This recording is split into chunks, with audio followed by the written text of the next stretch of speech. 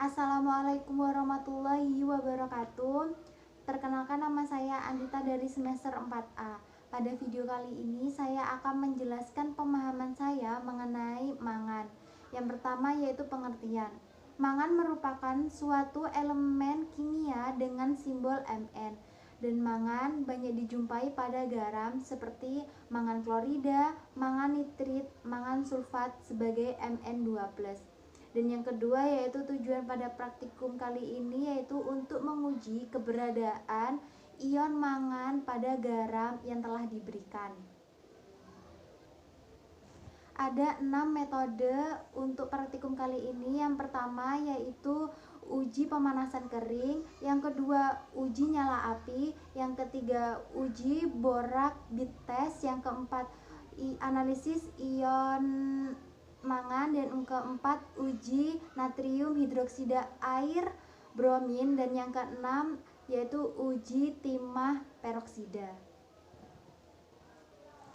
Saya akan menjelaskan keenam uji yang sudah saya sebutkan tadi. Yang pertama yaitu uji pemanasan kering.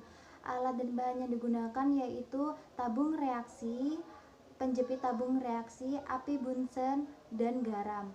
Prosedurnya yang pertama, letakkan garam atau masukkan garam pada tabung reaksi tersebut, lalu panaskan menggunakan api Bunsen di atasnya.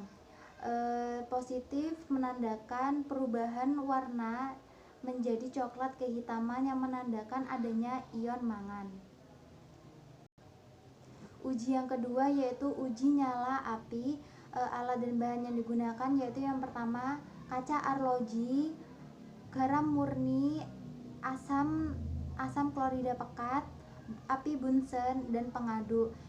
Prosedur yang pertama yaitu letakkan garam pada kaca arloji, tambahkan dengan natrium klorida pekat, aduk hingga menjadi pasta, lalu panaskan di atas api Bunsen.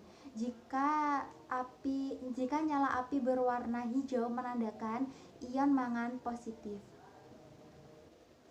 Yang ketiga yaitu uji borak bead test. Alat dan bahan yang digunakan yang pertama yaitu ose bulat, garam, larutan borak, dan api Bunsen. Prosedurnya yaitu ambil borak menggunakan ose bulat, lalu panaskan hingga larutan borak tersebut menjadi seperti manik-manik kaca, lalu tambahkan dengan garam, panaskan lagi dengan api Bunsen. Nyala reduksi bit tidak berwarna, dan nyala oksidasi bit berwarna merah muda. Yang keempat yaitu uji analisis ion mangan. Yang pertama yaitu pipet natrium klorida menggunakan pipet tetes, masukkan ke dalam larutan garam, homogenkan dan panaskan.